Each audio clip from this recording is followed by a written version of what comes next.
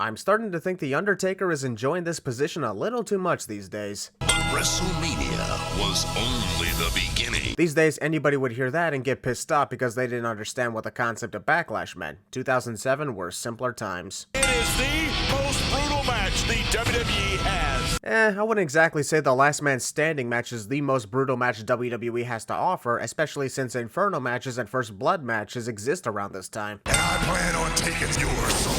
Something I could have easily done at WrestleMania 23, but somehow was unable to do so. Also, when we think about it, has The Undertaker ever successfully captured a soul he said he would claim? For once, I'd like to see that happen and the opponent he destroys becomes his soulless servant or something, you know? 3 championships. Actually, when you look at the match card set for tonight, there are 6 championships on the line tonight, not 3. All 6 matches are title matches, so let's not forget the other half here. Raw, SmackDown, and After 3 years of doing single-branded pay-per-views, WWE chose to do away with it, with Backlash being the first co-branded event outside the Big Four. Personally, I'm on board with it because they make the pay-per-views feel bigger instead of just a longer episode of Raw or SmackDown. The Hardys!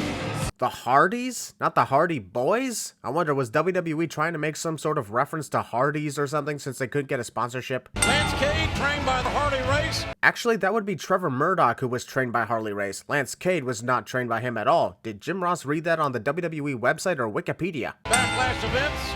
Lance Cade is a dick to the camera guy at ringside, unless that guy insulted Lance's mother and he heard it, thus the throwing of his shirt. Damn, this referee is actually struggling to lift up both of the WWE World Tag Team Championships. This is the most insane workout he's ever done. Yep. Because some random fan at ringside shouted, "You suck, Murdoch," both Trevor and Lance are going to stall for the next minute to deal with him. We'll be right with you, folks. Oh, blocked. Moments ago, Jim Ross complained that Lance Cade was using a closed fist against Matt Hardy, but when Matt literally does the same thing, no complaints whatsoever. Oh, look at this. Because Trevor Murdoch was so close to the corner, that had to be one of the most awkward whisper in the winds I've ever seen. Trevor had to lift his arms just so something on his body would get hit. Springboard, look out, look out. Seeing the poetry in motion in the corner is one thing, but seeing Jeff leap out of the ring to connect it is twice as fun. That was a fun moment in this fun tag team match. Fun! Matt wants to top what Jeff just did. Well, if Matt Hardy wanted to top what Jeff Hardy did to their opponents, he's not exactly doing a good job here. That was cool, but doesn't top the poetry in motion. That's either sweat on the camera or saliva. Regardless of what it is, that is disgusting to be looking at. Sternly tested here tonight. Look at that powerbomb. That was not a powerbomb at all. If anything, that was a mixture of a chokeslam, a spinebuster, and a rock bottom. Let's see how long you can watch it. Trevor Murdoch thought that Jeff Hardy was going to connect the jawbreaker while Jeff thought Trevor was supposed to counter, the result of which was this awkward exchange.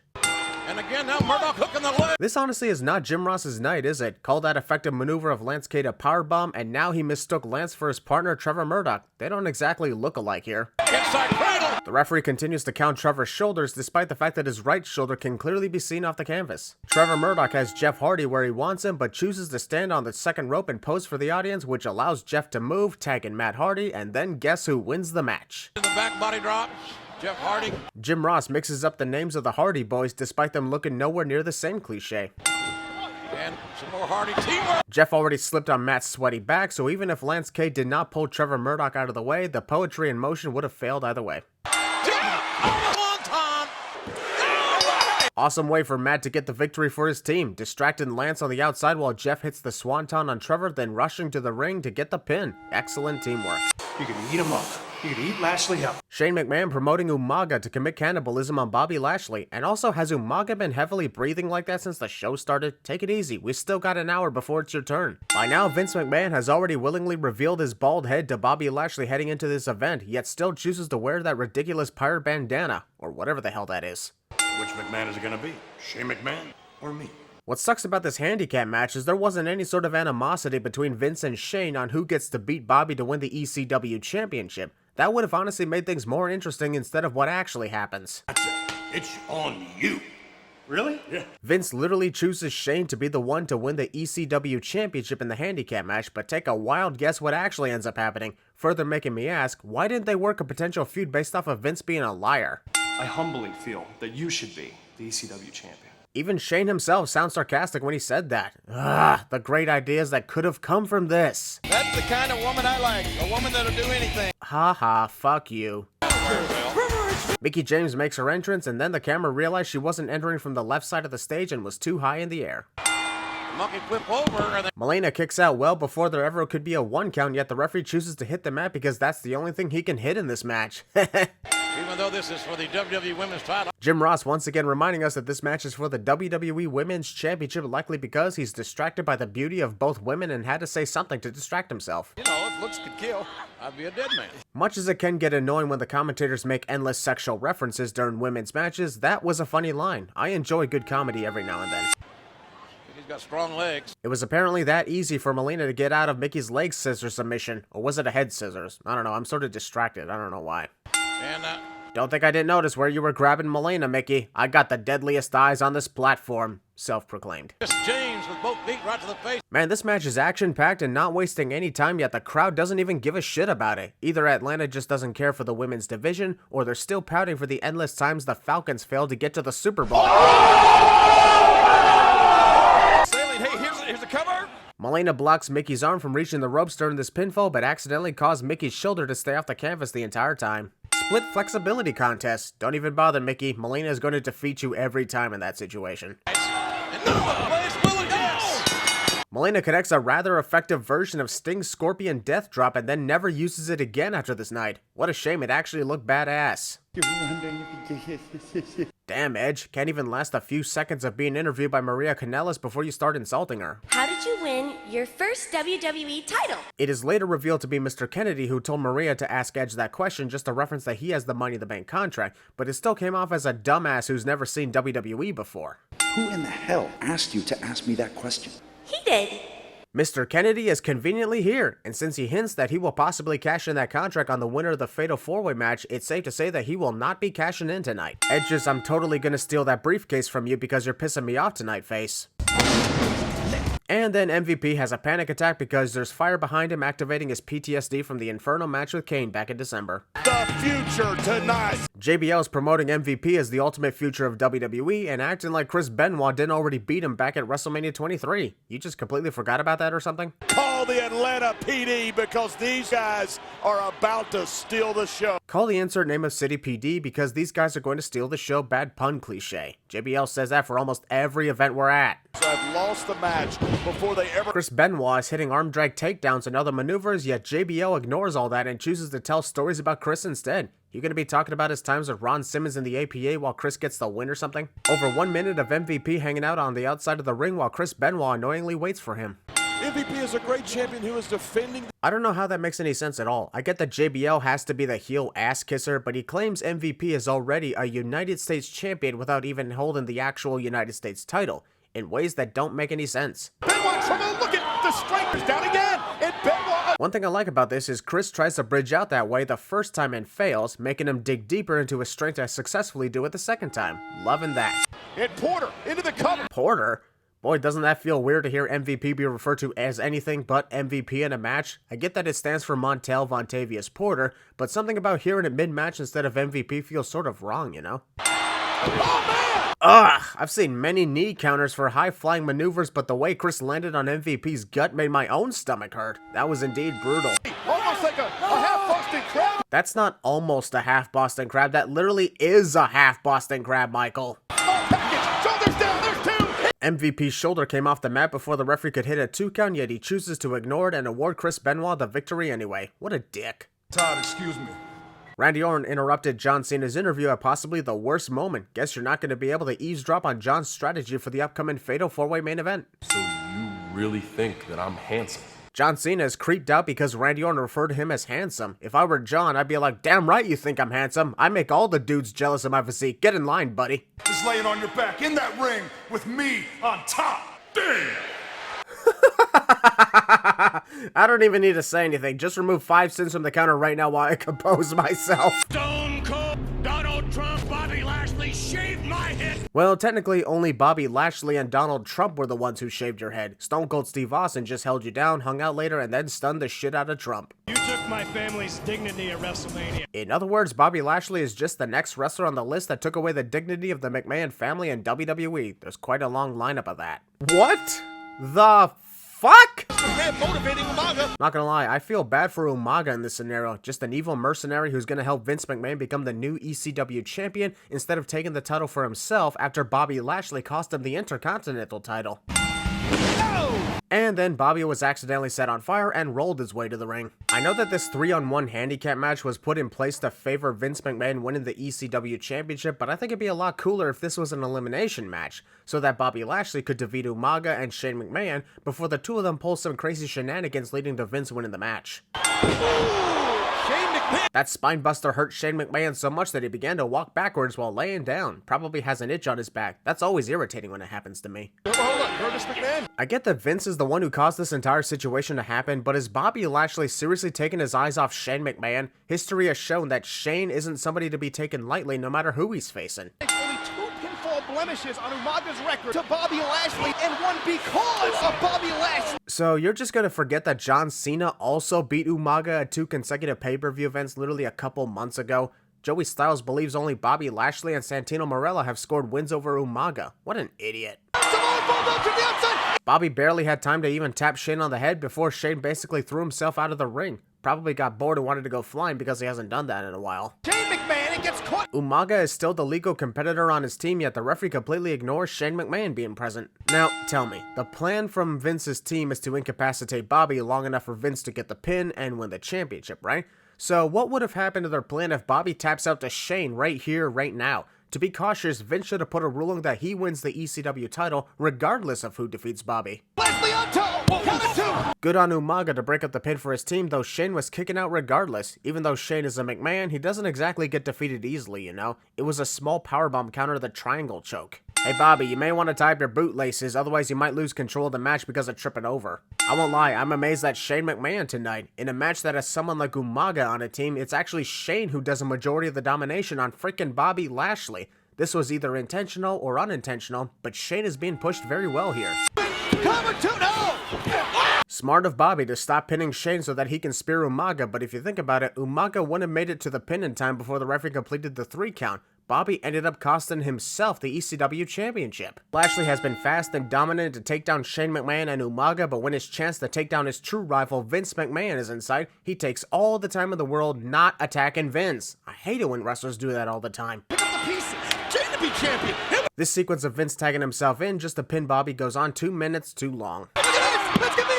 Oh. It's a good thing that Shane interrupted the count when he did, because the referee was giving Bobby a fast count in that moment. Vince is probably not going to be happy about that later on. Sit down on Bobby Lashley. What do you mean tag me in? Vince, you already tagged yourself in by tapping on Umaga's back. And don't tell me that doesn't count, because I have hundreds and hundreds of tag team matches as proof that it is a legal tag. Oh, we got him. Vince McMahon as a champion of any kind is a sin, but since this was so stupid, I'll give it 100 sins. No winner of this match. Justin Roberts announces Vince McMahon as the sole winner of the match, despite the fact that Shane McMahon and Umaga are also on his team. They don't get any credit from the ring announcer. If only the Raw and SmackDown commentators' headsets were on so that we could hear their reactions to Vince McMahon becoming the new ECW champion, especially Jim Ross. You know, because Vince is the new ECW champion, that technically makes him fair game for some hardcore action. So how about the ECW originals kick his ass right here, right now? EC-Dub! EC-Dub! EC... No? Okay, just saying. To him, he's got to be devastated. The question is... I forgot to do this earlier. I'm removing a sin for the usage of Ozzy Osbourne's I Don't Wanna Stop. Such a great fucking song from a legendary artist. The last man standing match is usually the culmination of a rivalry because of the term, but The Undertaker and Batista continued to feud throughout the majority of 2007 even after this night. So are we sure a last man standing match was the right call here? Normally, The Undertaker wears the World Heavyweight Championship around his waist during his entrance, but here he carries it in his hand on the very case that Dave Batista tries to attack him before the match can begin, as it is a last man standing match. Smart strategy by the dead man. Always important to be cautious, just in case. Batista, he wanted his... Dave was probably strategizing for weeks heading into this rematch for the World Heavyweight Championship and asked himself, what would be the best way to start the match against the man who beat me at WrestleMania?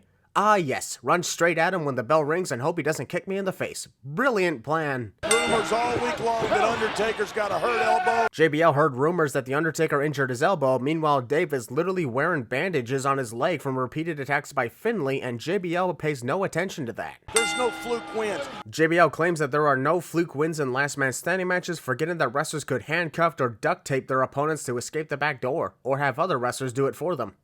So bad. Look at Animal. Seriously, a nearly botched power slam 2 minutes into the match and Dave thinks that's enough to keep the freaking Undertaker down for a count of 10? Undertaker!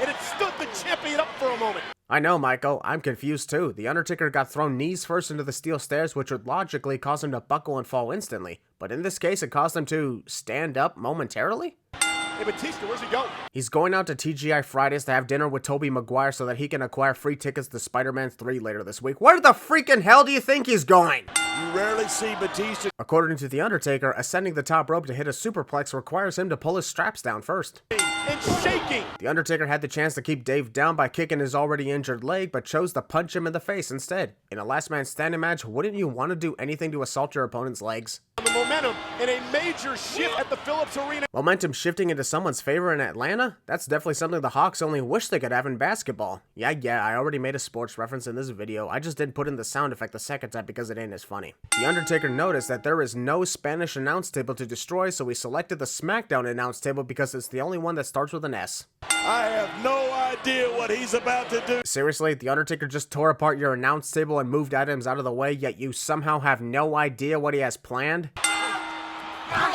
Was that supposed to be the type of backbreaker move Randy Orton implores into his arsenal? Whatever it was, that looked like a fail. Hell, Undertaker caused Dave to nearly crush his own leg in that attempt. What the hell is the Undertaker got in mind here? Commentators should really stop asking those types of questions in situations that are so obvious. It doesn't add into the excitement, it just makes them sound stupid. Barricade behind us!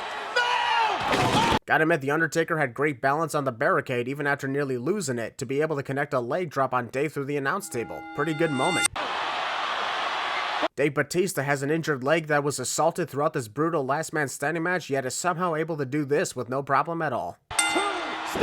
The Tombstone Pile Driver is always one of the best finishing moves to look at, but this was a missed opportunity for Undertaker to connect it on the steel chair lying 2 feet away from him. Probably would have won the match for him too. Not gonna lie, that spear off the stage into the electrical equipment was awesome, but to see the scaffolding fall as well, holy shit, what a moment I gotta take off 5 cents for.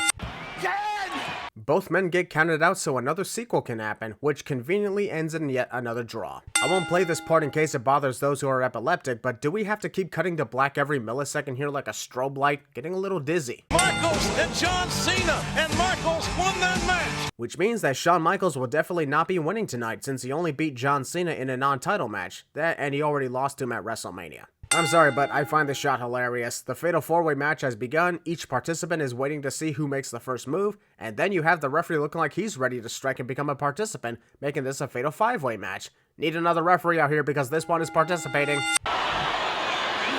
Here's to hoping Randy Orton isn't telling John Cena the number of his hotel room after that awkward conversation they had earlier tonight. John Cena seriously has to ask the referee if that was really a 2 count? He only hit Shawn Michaels with a single fisherman suplex 2 minutes into this match. It's not like he connected the FU or anything. Michael's teeth fly out of his mouth. Cena thrown in. Get it? Because both these sets of wrestlers used to be a tag team? We start with Shawn Michaels and John Cena tossing Rated RKO out of the ring to fight one another, and now we got the same thing, just roles reversed. If I were the referee, I'd roll up one of these guys right now since they seem to be too busy staring and talking instead of wrestling for the WWE Championship. Jerks Orton out of the ring. Whoa, JR, take it easy. Remember, Randy Orton was the one who wanted to get kinky with John Cena, not Shawn Michaels to Randy Orton. 17th. Ow, Edge just kicked me. Whoops, better make sure I move around Randy first so I don't hurt him. Maybe John actually was interested in Randy's awesome looks and wanted to get together later. Okay, I'm gonna stop. Man, that was a picture-perfect moonsault out of the ring by Shawn Michaels. Early on in this Fatal 4-Way match, we're already getting some cool moments. Edge is not the one being pinned, JR. That would be Shawn Michaels. You can clearly see which one is Edge in this shot, too. Wait a minute. Somewhere backstage, The Undertaker just groaned in frustration after he tried to do that same maneuver to Batista and failed miserably. And now Shawn Michaels on prom night. Oh. I love the fast and furious action we got going on. Did not even see Edge get into the ring when Shawn kept up, so that spinning heel kick surprised me. It could be of the pile. And now Orton. It makes for a cool moment to see Randy Orton and Edge both try to pin Shawn Michaels, but you mean to tell me that the spinning heel kick was actually enough to defeat him? Makes you wonder why Edge didn't do the move more often if it was that effective. Look at the double team. Right after they already beat the crap out of each other and prevented the other from winning this match, Edge and Randy Orton are somehow back on the same page. How long is it going to take for Rated RKO to realize that Shawn Michaels tapping out to both of them would just continue the match due to confusion on who he's tapping out to? If they're trying to be co-WWE champions, it's not gonna work this way. From a double Boston Crab. Technically, that's a double single leg crab or just a regular Boston Crab, but not a double Boston Crab, because you see, Shawn Michaels doesn't exactly have 4 legs here. Shawn is trying to reach the rope, completely forgetting that this match has no disqualifications, thus rope breaks are not a factor whatsoever to break submission holds. Alright, that was a clever way to break the double single leg crab. These wrestlers are really putting on a hell of a performance tonight. If I were Edge, I would have waited until Shawn hit a pile driver on Randy through the announce table, and then I'd hit him with a chair, taking out 2 opponents instead of just 1. Edge practically tapped out immediately to the STFU, but the referee is the one who chose to STFU in that exchange by pretending he didn't see it. What an asshole. John Cena didn't have to break the STFU because there are no rope breaks in the match. The referee even shakes his head and shrugs because he knows there's nothing he can do. Rope breaks do not count. Otherwise, what happens? Disqualification in a no disqualification match?